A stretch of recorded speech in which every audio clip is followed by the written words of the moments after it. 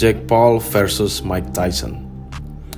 Oke, jadi Jake Paul bertanding melawan Mike Tyson dalam laga tinju profesional yang berlangsung pada 15 November kemarin di AT&T Stadium, Arlington, Texas. Dan acara ini juga disiarkan secara langsung di Netflix. Meskipun banyak juga yang mengeluh tidak bisa menonton karena ada permasalahan teknis. Pertandingan ini terdiri dari 8 ronde dan disahkan oleh Texas Department of Licensing and Regulation, sehingga hasil pertandingannya tercatat dalam rekor resmi kedua petinju ini. Hasil dari pertandingan ini mungkin sudah seperti apa yang kita semua pikirkan. Jake Paul menang dengan keputusan mutlak atau unanimous decision. Tapi ada beberapa poin dari pertandingan ini yang mungkin bisa kita explore. Pertandingan antara Jake Paul dan Mike Tyson merupakan momen yang unik di dalam dunia tinju. Menghadirkan perpaduan antara kekuatan muda dan pengalaman dari seorang legenda. Meskipun dari sudut pandang saya secara pribadi, jika memang Jake Paul ingin melangkah ke dalam olahraga ini dengan lebih serius, dia harus segera melawan petinju yang sesungguhnya. Bukan bermaksud untuk mendiskreditkan Mike Tyson. Kita semua tahu pada masa kejayaannya, Mike Tyson ini bukan cuma petinju yang luar biasa, tapi juga mengerikan.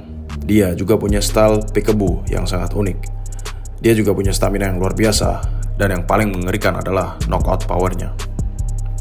Kalau seandainya Jake Paul melawan Mike Tyson pada saat prime-nya atau pada masa kejayaannya, bisa saja Jake Paul lewat.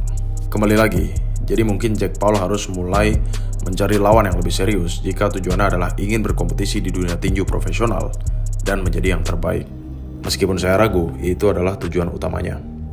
Oke, sekarang mari kita lihat pertandingannya.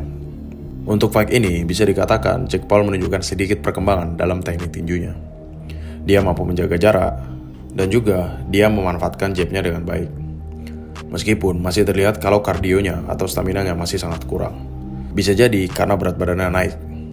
Tapi untuk sekelas petinju profesional sepertinya masih jauh harus ditingkatkan. Sementara untuk our living legend, Mike Tyson, itu cukup mengejutkan. Karena dia masih memiliki ciri khasnya ya, mulai dari stance yang masih sangat solid, lalu head movement yang sangat aktif, dan juga pukulan hook Mike Tyson yang mempunyai ciri khasnya tersendiri. Dan untuk pressure-nya itu juga masih ada. Sempat juga terlihat beberapa kali dia melemparkan pukulan yang sangat keras. Mengingat umurnya yang sudah 58 tahun, ini benar-benar luar biasa. Jika kita berbicara tentang Jake Paul, sebenarnya mungkin dia punya andil yang cukup besar dalam meningkatkan kembali gairah di dalam dunia tinju internasional yang sempat mati suri karena begitu banyaknya intrik. Jake Paul lebih menggunakan pendekatan entertainment dibandingkan sifat kompetisinya. Terlebih dia juga punya background sebagai influencer di sosial media, di mana untuk menjual sebuah pertandingan, kekuatan dari sisi entertainment ini sangat dibutuhkan. Meskipun Mike Tyson sendiri yang mengatakan bahwa dia tidak percaya dengan apa yang disebut legacy dalam wawancara terbarunya, karena menurut dia itu hanyalah kata lain dari sebuah ego. Menurut pandangan saya pribadi, cukup disayangkan jika rekor kekalahannya harus bertambah untuk melawan Jake Paul.